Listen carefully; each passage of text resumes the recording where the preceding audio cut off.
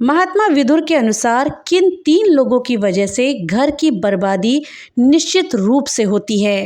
किन कारणों से आती है घर में गरीबी और किन कारणों से घर के लोगों का विनाश होता है? आज इस वीडियो में हम इसी विषय में जानेंगे। इस जानकारी के लिए वीडियो में हमारे साथ अंत तक बने रहिएगा, जिससे कि आपको सही और सटीक जानकारी प्राप्त हो पाए।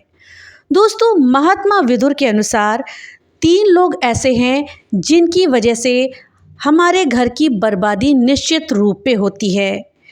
उन 3 लोगों की अगर घर में चल जाए तो हमारा घर निश्चित रूप से बर्बाद हो जाता है, घर में गरीबी आती है और हम बर्बादी के दलदल में फंसते चले जाते हैं। दोस्तों, महात्मा विदुर के विषय में तो हम सभी जानते हैं। ये महाभारत के एक प्रमुख पात्र हैं। इन्होंने बताया है कि हमारे घर में गरीबी क्यों आती है और हमारे घर में कोई 3 व्यक्ति ऐसे हैं जिनकी अगर चल जाए तो हमारा घर निश्चित रूप से बर्बाद हो जाता है। इन सभी बातों को महात्मा विदुर एक कथा के माध्यम से बताते हुए कहते हैं कि एक बार एक नगर में बहुत ही बड़ा सा सेठ रहता था। वो सेठ बहुत ही धनवान व्यक्ति था। उसके घर में अन्न धन किसी चीज़ की कोई कमी नहीं थी। उस सेठ के घर में बहुत दिनों के बाद, बहुत ही मन्नतों के बाद एक पुत्र पैदा हुआ। तो वो सेठ अपने पुत्र से बहुत प्रेम करने लगा। वो दोनों पति पत्नी अपनी संतान को बहुत प्यार करते थे, हर एक बात उसकी पूरी करते थे। वो बच्चा जो कुछ भी सेठ से कहता था वो बिना कुछ सोचे समझे उसकी बात को पूरा कर देते थे। अपना हर काम उसी से पूछ करके करते थे। वो सेठ और सेठ की पत्नी दोनों ही पुत्र प्रेम में अंधे हो चुके थे। अगर उनका पुत्र कोई गलत कार्य भी करता था तो भी सेठ उसे रोकता नहीं था। वो ये कहता कि अभी उसका पुत्र छोटा है, बड़ा होगा तो समझ जाएगा। उसे अपने इस निर्णय को लेने की समझ नहीं है। पुत्र प्रेम में वो अंधा सेठ और उसकी पत्नी अपने पुत्र की हर बात को अनदेखा करते रहते थे। उस सेठ के घर के बाहर एक पेड़ था। उस पेड़ पर एक कोयल रहती थी। वो कोयल सेठ और पुत्र के प्रेम को निरंतर देखती रहती थी। वो जो सेठ था वो कोयल की बहुत सेवा किया करता था, उसे पानी दाना नियमित रूप से देता था। इस तरह से उस कोयल और उस सेठ के बीच में एक बहुत अच्छा संबंध बन चुका था। एक दिन वो कोयल उस सेठ से कहती है कि सेठ, तुम अपने पुत्र की जिस तरह से हर बात को मान लेते हो, उसकी जिद को पूरी कर लेते हो, ये ठीक नहीं है। तुम्हें अपने पुत्र के प्रेम में इतना अंधा नहीं होना चाहिए। ये तुम गलती कर रहे हो। आगे चल के तुम्हें इसका पछतावा होगा। तुम्हें ये बात अभी समझ नहीं आ रही है, आगे समझ आएगी जब तुम्हारा सब कुछ बर्बाद हो चुका होगा। तब वो सेठ कहता है, अरे कोयल, तुम नहीं जानती, मेरा बच्चा बहुत ही प्यारा है। ये साक्षात भगवान का रूप है, मुझे बहुत दिनों के बाद मिला है, इसलिए वो जैसा कहेगा मैं वैसा ही करूँगा। तब कोयल कहती है, तुम इस समय पुत्र प्रेम में अंधे हो, इसलिए तुम्हें मेरी बातें समझ में नहीं आ रही हैं। ये बातें तुम्हें तब समझ आएंगी जब तुम्हारा सब कुछ बिगड़ चुका होगा। इसलिए अभी भी देर नहीं हुई है, मेरी बात को समझो और सुधर जाओ और अपनी पुत्र की सभी बातों को मानना छोड़ दो। उसे समझाओ और अच्छी राह पर लगाओ। इसके बाद भी वो सेठ जब कोयल की बातों को नहीं मानता तो कोयल उस सेठ को उसके हालातों पर छोड़ देती है। महात्मा विदुर कहते हैं कि मेरे 3 प्रश्नों में से एक का जवाब इसी कहानी में छिपा हुआ है। अब अपने अगले प्रश्नों के उत्तर के लिए महात्मा विदुर एक अन्य कथा के माध्यम से समझाने का प्रयास करते हैं। लेकिन दोस्तों, दूसरी कहानी सुनने से पहले आपसे एक छोटी सी रिक्वेस्ट है कि अगर अभी तक आपने वीडियो को लाइक नहीं किया है तो कृपया वीडियो को लाइक कर दें और ज़्यादा से ज़्यादा शेयर करें, जिससे कि ये जानकारी अधिकतर लोगों तक पहुंच पाए। और हाँ, अगर चैनल पे पहली बार आए हैं तो कृपया चैनल को सब्सक्राइब कर दें और बेल आइकन दबाना ना भूलें, जिससे कि मेरी वीडियो सबसे पहले आप तक पहुंच सके।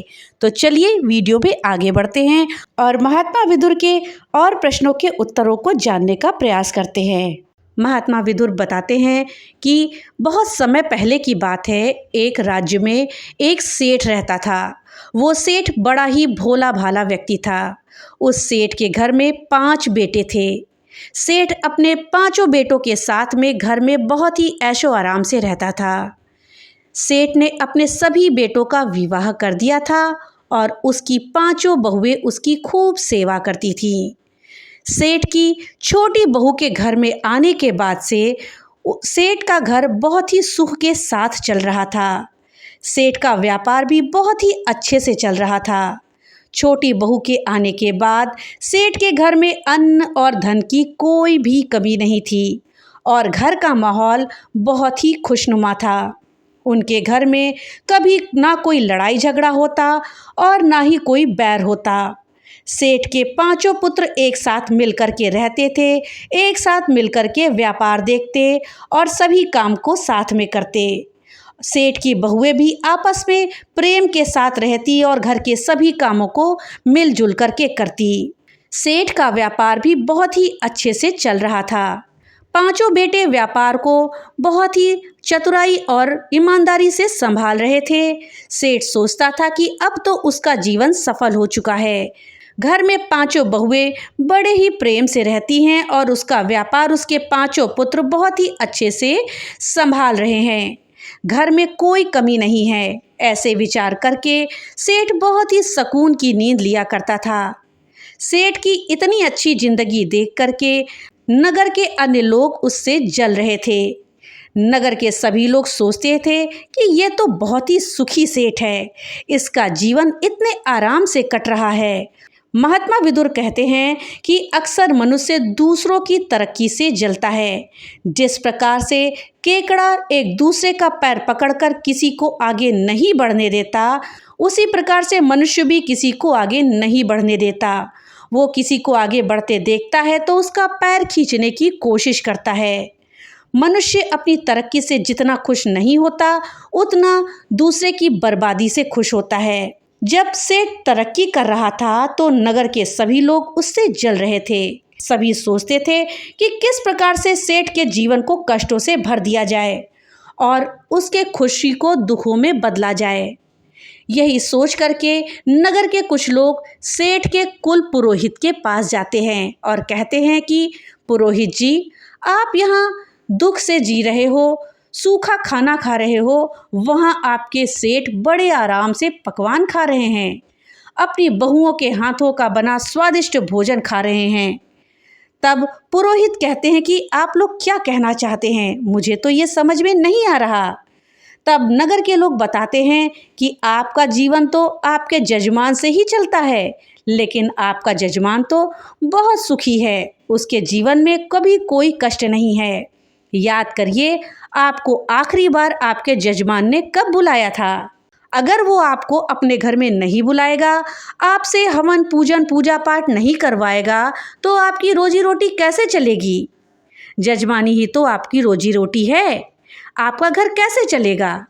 कुल पुरोहित को नगरवासियों की बात समझ में आ गई। वो भी सोचने लगा कि बात तो सही है, मुझे तो बहुत दिनों से सेठ ने अपने घर बुलाया ही नहीं है, कोई पूजा पाठ ही नहीं करवाया, उसका जीवन तो बड़े सुख से कट रहा है।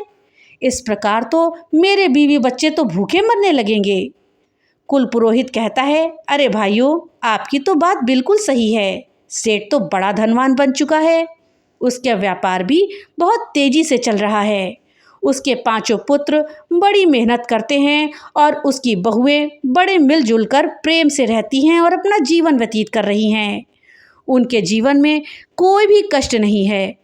तब नगर के लोग कहते हैं कि आप अपना घर चलाना चाहते हैं और सुखी जीवन जीना चाहते हैं तो कुछ ऐसा करें जिससे आपके जजमान सेठ के जीवन में कष्ट आ जाए और लड़ाई झगड़ा उनके घर में हो, तभी वो आपको हवन पूजन के लिए अपने घर बुलाएंगे और आपको धन मिलेगा। इतना कह करके नगर के सभी लोग पुरोहित के यहाँ से चले गए। इधर कुल पुरोहित बड़ी चिंता में डूब जाता है और सोचता है कि अब मैं ऐसा क्या कर सकता हूँ जिससे कि सेठ के घर में परेशानी आ जाए, उसका व्यापार बंद हो जाए और वो मुझे हवन करने के लिए घर में बुलाए। ऐसा सोच करके वो पुरोहित एक साधु के पास जाता है और कहता है, हे साधु महाराज, मेरी सहायता करिए। मेरे नगर में मेरा एक जजमान है जो कि एक सेठ है, वो बहुत ही सुखी जीवन जी रहा है, उसके जीवन में कभी किसी प्रकार का कोई कष्ट ही नहीं है। लेकिन जिस प्रकार चोरों का जीवन लापरवाह लोगों से चलता है, जिस प्रकार राजा का जीवन झगड़ा करने वालों से चलता है, उसी प्रकार पुरोहित और पंडितों का जीवन उनके जजमानों से चलता है। अगर जजमान के घर में कोई तकलीफ नहीं होगी और वो हमको नहीं बुलाएंगे तो हमारा जीवन कैसे चलेगा? हम कैसे धन कमाएंगे? हम तो भूखों मर जाएंगे। तब साधु महाराज कहते हैं, अरे पुरोहित जी, आप चिंता मत करिए, आप बताइए क्या तकलीफ है? तब पुरोहित जी कहते हैं, हे महाराज, मैं चाहता हूँ कि सेठ के जीवन में कुछ कष्ट आने लगे, उसके घर में लड़ाई झगड़ा होने लगे, उसका व्यापार मंदा चलने लगे, तभी वो मुझे अपने घर में पूजा पाठ के लिए बुलाएगा। पुरोहित की बातें सुनने के बाद साधु महाराज कहते हैं, हे पुरोहित जी, आपका काम तो बहुत ही छोटा है, मैं अभी आपको बताता हूँ कि आपको क्या करना है। फिर साधु महाराज ने अपनी आंखों को बंद करके दिव्य दृष्टि से देखा। फिर साधु महाराज बोले, पुरोहित जी, सेठ के आगे बढ़ने का कारण उसके घर में आई छोटी बहू है। सेठ की छोटी बहू साक्षात माता लक्ष्मी का रूप है। बहुत ही संस्कारी और बुद्धिमान स्त्री है वो जब से सेठ के घर में आई है तभी से सेठ के घर में सब कुछ अच्छा हो रहा है, सुख समृद्धि आई है, उनके जीवन के सभी दुख मिट चुके हैं। ऐसी स्त्री जिस भी घर में रहती है उनका घर खूब फलता फूलता है। तब पुरोहित जी कहते हैं, हे स्वामी, अगर ऐसा है तो इसका कोई तो रास्ता होगा जिससे सेठ के घर में लड़ाई झगड़ा होने लगे और उसका व्यापार मंदा हो जाए। तब साधु महाराज कहते हैं, तुम चिंता मत करो, तुम्हें बस एक काम करना है। तुम सेठ के घर में जाओ और उससे कहना कि सेठ जी, मुझे आप अपने खेत से हरा बांस दे दीजिए एक, और तुम वो हरा बांस लेकर के अपने घर में ला कर के रख देना। जब तुम ऐसा करोगे तो कुछ ही दिनों में सेठ निर्धन हो जाएगा, उसके घर में क्लेश होने लगेगा, बहुएं आपस में झगड़ने लगेंगी और उसका जीवन कष्टों से भर जाएगा। साधु महाराज की बातें सुनने के बाद पुरोहित साधु महाराज को धन्यवाद कह करके अपने घर चले गए। अगले दिन सुबह सुबह जल्दी उठ करके कुल पुरोहित सेठ के घर पहुंचते हैं। सेठ के घर पहुंचने पर पुरोहित आवाज लगाते हैं। सेठ बाहर आकर देखते हैं तो वो वहां पे अपने कुल पुरोहित को खड़ा पाते हैं। सेठ पुरोहित का बहुत ही स्वागत सत्कार करता है और अंदर बिठाता है। सेठ पूछते हैं कि बताइए पुरोहित जी, आज इतने दिनों के बाद हमारे घर में आना कैसे हुआ? तब कुल पुरोहित कहते हैं, सेठ जी, मैं बस यहाँ से गुजर रहा था तो सोचा आपसे मिलता चलूं। अब पुरोहित अपनी मीठी मीठी बातों से सेठ को फंसा लेता है और कुछ देर के बाद कहता है, सेठ जी, मुझे एक चीज़ चाहिए। तब सेठ जी पूछते हैं, बताइए आपको क्या चाहिए? तब पुरोहित कहता है, मुझे आपके खेत में से एक हरा बांस चाहिए, क्या आप मुझे दे सकते हैं? सेठ जी कहते हैं, अवश्य पुरोहित जी, आपने तो बस इतनी छोटी सी चीज़ मांग ली, हम अभी आपको ला कर देते हैं। सेठ जी अपने खेत में जाते हैं और एक बांस का टुकड़ा तोड़ करके ले आते हैं। तभी सेठ जी की छोटी बहू अपने ससुर को आता हुआ देख करके भागी भागी आती है और कहती है, पिताजी, आप ये बांस का टुकड़ा क्यों लेकर के आए हैं? तब सेठ जी बताते हैं, बेटी, पुरोहित जी हमारे घर में आए हैं और ये बांस का टुकड़ा चाहते हैं, उन्हीं को देने के लिए मैं ये टुकड़ा लाया हूँ। तब वो छोटी बहू कहती है, पिताजी, आप ये बांस का टुकड़ा पुरोहित जी को दे दीजिएगा, लेकिन उससे पहले ये टुकड़ा आप मुझे दे दीजिए, मैं इसे आपको थोड़ी देर में ला करके दे देती हूँ। फिर वो सेठ जी अपनी छोटी बहू को वो बांस का टुकड़ा दे करके चले जाते हैं। इधर वो बांस का जो टुकड़ा होता है उससे से हरे पत्ते तोड़ करके वो बहू अपने घर की काली गाय को खिला देती है और वो बांस ले जा करके अपने पिताजी को दे देती है। अब सेठ हरा बांस पुरोहित को दे देता है और कहता है, लीजिए पुरोहित जी, आपने हरा बांस मांगा था और ये रहा हरा बांस, इसे आप ले जाइए। तब पुरोहित जी बड़े खुश हो जाते हैं और सोचते हैं, अब तो सेठ के घर की खुशियां मैंने ले ली। पुरोहित जी वो हरा बांस ला करके अपने घर के आंगन में रख देते हैं और सेठ जी के घर में लड़ाई झगड़े होने का इंतजार करने लगते हैं। पुरोहित जी इंतजार करते हैं कि कब सेठ जी के घर से बुलावा आए और मैं जाकर के सेठ जी के घर में हवन पूजन करूं। लेकिन इंतजार करते करते 1 महीना बीत जाता है, 2 महीना बीत जाता है, 3 महीने और ऐसे ही 5 महीने बीत जाते हैं। पुरोहित इंतजार करते करते थक जाता है, लेकिन सेठ जी के घर से कोई बुलावा नहीं आता। एक दिन कुल पुरोहित दोबारा साधु जी के कुटिया में जाते हैं और कहते हैं कि हे साधु महाराज, मैंने आपके बताए अनुसार सेठ जी के घर से बांस का टुकड़ा लेकर के आया, लेकिन 5 महीने बीत गए, अभी तक सेठ जी ने मुझे कोई बुलावा नहीं भेजा। वो बड़े आराम और सुख के साथ अपना जीवन जी रहे हैं। उनके घर में कोई भी दुख तकलीफ ने दस्तक नहीं दी। तब साधु महाराज आंखें बंद करके अपनी दृष्टि से देखते हैं और कहते हैं, अरे पुरोहित जी, मैंने आपको बताया था, सेठ जी की छोटी बहू बड़ी ही चालाक स्त्री है और साथ ही बुद्धिमान भी। जब सेठ आपको वो हरा बांस दे रहा था, तब उसकी छोटी बहू ने उसमें से हरे पत्ते तोड़ करके अपनी काली गाय को खिला दिए थे। इस कारण से उसकी खुशियाँ और सुख समृद्धि उसके घर में ही रह गई। लेकिन आप चिंता मत करो, मैं आपकी सहायता करूँगा। साधु महाराज कहते हैं, पुरोहित जी, अब आप सेठ जी के घर जाना और उनसे उनकी काली गाय को मांग लेना। आप जैसे ही वो काली गाय को मांग करके अपने घर में लाएंगे, उनके घर में दुखों का वास हो जाएगा, उनका व्यापार मंदा पड़ने लगेगा, घर में कलह शुरू हो जाएगा और सेठ जी आपको निमंत्रण जरूर देंगे। अब वो कुल पुरोहित एक बार फिर से प्रसन्न होता है और सेठ जी के घर जाता है।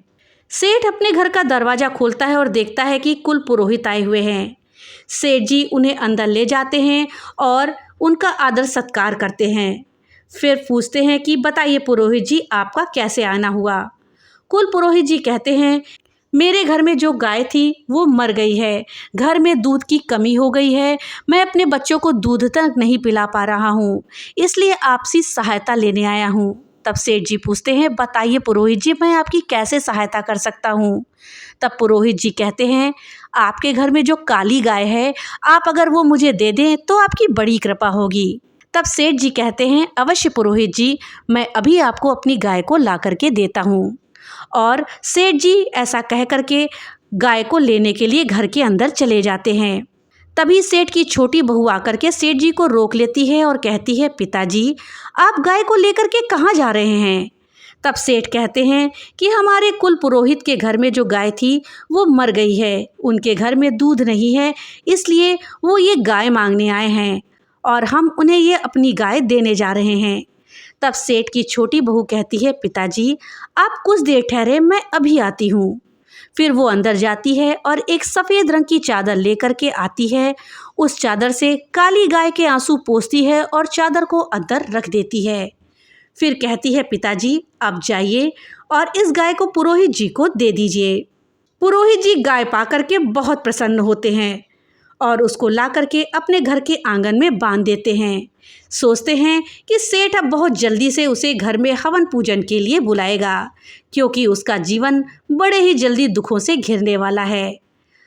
अब वो पुरोहित सेठ के बुलावे का इंतजार करने लगता है। इंतजार करते करते 5 महीने बीत जाते हैं और 5 महीने बीतने के बाद भी सेठ पुरोहित को नहीं बुलाता है। तब साधु महाराज के पास फिर से पुरोहित जी पहुंचते हैं और कहते हैं कि साधु महाराज, इस बार भी मैंने आपके कहे के अनुसार किया था, लेकिन सेठ जी ने मुझे नहीं अपने घर में बुलाया। सेठ जी का जीवन तो अभी भी बहुत ही अच्छे से बीत रहा है, उनके घर में कोई कमी नहीं है। तब साधु महाराज एक बार फिर से अपनी आंखें बंद करते हुए कहते हैं कि हे पुरोहित जी, मैंने आपसे कहा था ना, उनके घर की बहू बहुत ही चालाक स्त्री है और बहुत ही बुद्धिमान है। हमने जितना सोचा था वो उससे ज़्यादा चालाक है, वो सभी विद्या जानती है। जब तक उनके घर में उनकी बहू रहेगी, उनके घर में समृद्धि रहेगी। अब ये बात सुनकर के कुल पुरोहित बहुत चिंतित हो जाते हैं। वो सोचते हैं कि जब तक ये छोटी बहू रहेगी, तब तक सेठ जी का जीवन तो सुख समृद्धि से भरा रहेगा। पुरोहित कहता है, हे महाराज, अब मुझे क्या करना चाहिए। तब साधु महाराज कहते हैं, पुरोहित, अब आप सेठ के घर जाएं और सेठ से वो सफ़ेद चादर जिसमें कि गाय के आंसू पोंछे गए थे, किसी तरह से लेकर के आएं।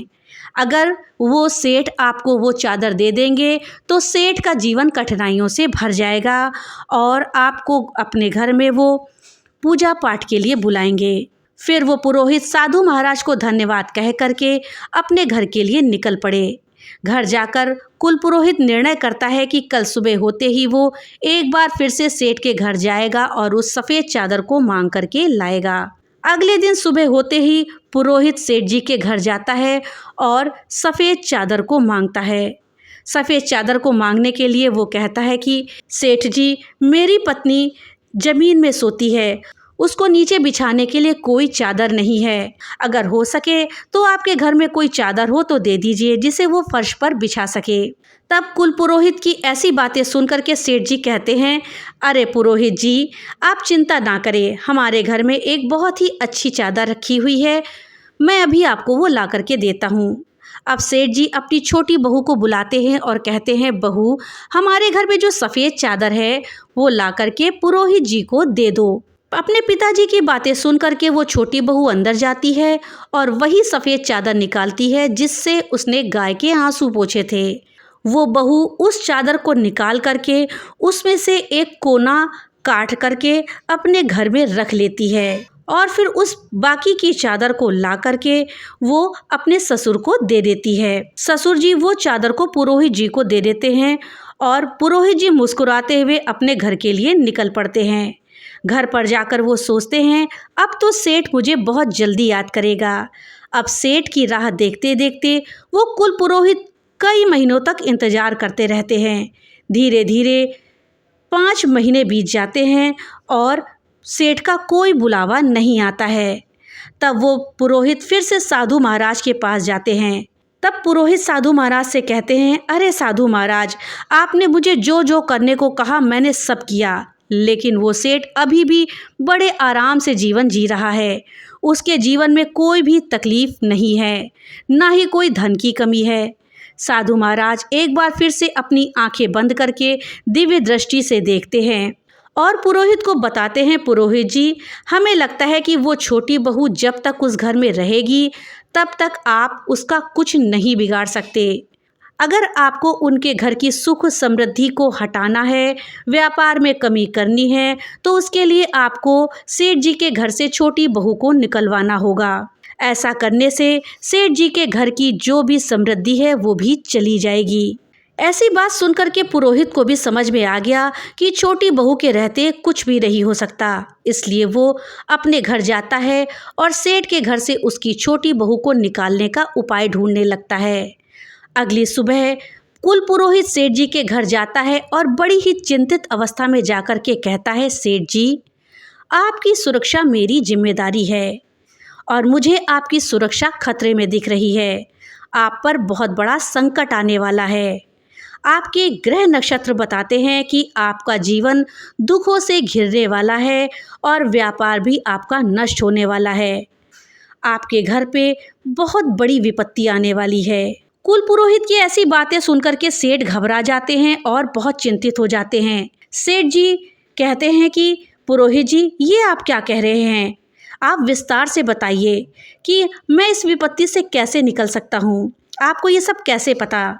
तब पुरोहित जी कहते हैं कि कल बैठकर मैं आपके ग्रह नक्षत्रों की गणना कर रहा था, तभी मैंने देखा आपकी छोटी बहू के कारण आपके घर में बहुत बड़ा संकट आने वाला है। जब तक वो इस घर में रहेगी आपके घर पर संकट बना रहेगा। इसलिए मैं तो आपको ये सलाह दूंगा कि आप अपनी छोटी बहू को अपने घर से निकाल दीजिए, क्योंकि उसी के कारण आपके घर में संकट आने वाला है। पुरोहित की ऐसी बातें सुनकर वो सेठ जी उन पर विश्वास कर लेते हैं।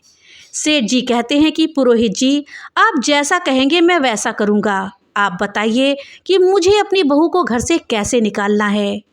पुरोहित जी कहते हैं, सेठ जी, आप तुरंत कुछ भी करके अपनी बहू को घर से निकाल दीजिए बस। इतना कहकर वो अपने घर चले जाते हैं। सेठ जी चिंता में डूब जाते हैं। वो सोचते हैं, मेरी बहू तो इतने अच्छे स्वभाव की है, मेरी इतनी सेवा करती है, मैं उसे कैसे घर से निकाल दूं। फिर सेठ जी ये भी सोचते हैं कि वो तो मेरे लिए खतरा है, जिसके कारण मेरा परिवार संकट में आ सकता है।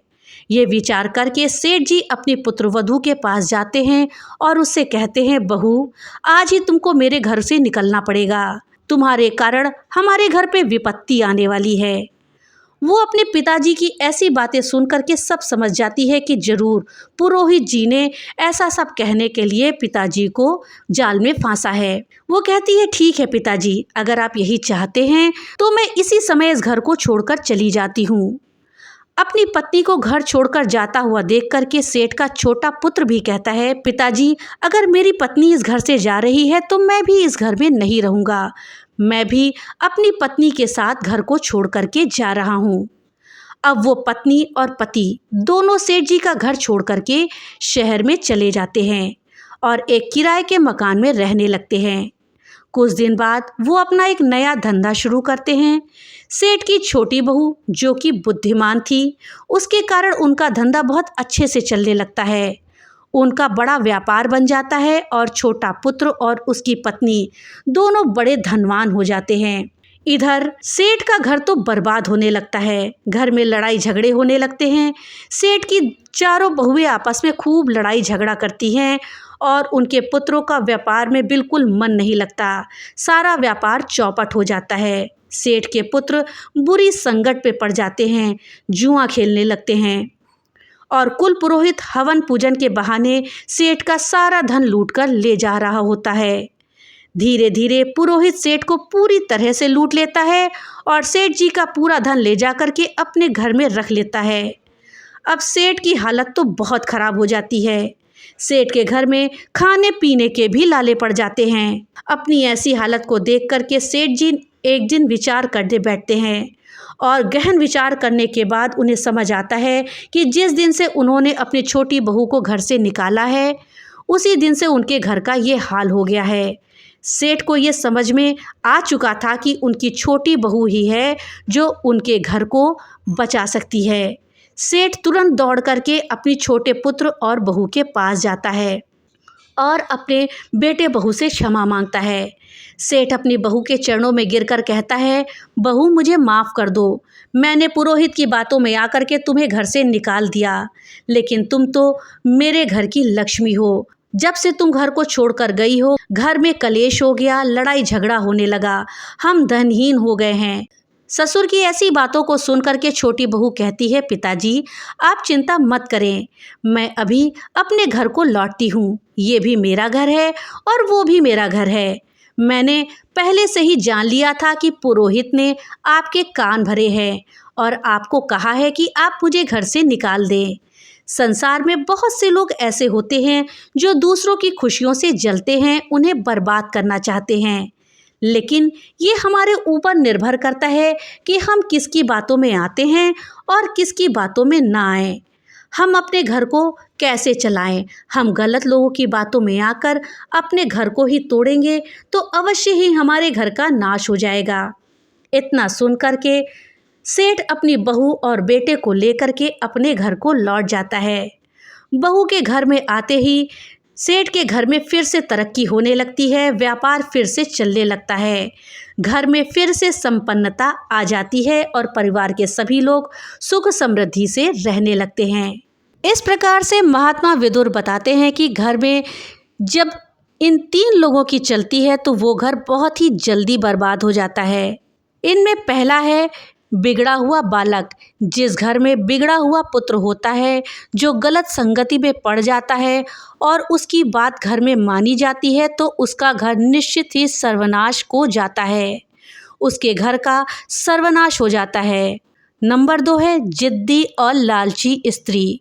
जिस घर में स्त्री लालची और जिद्दी होती है, उस घर में कभी भी धन नहीं रहता, वो घर कंगाल बन जाता है।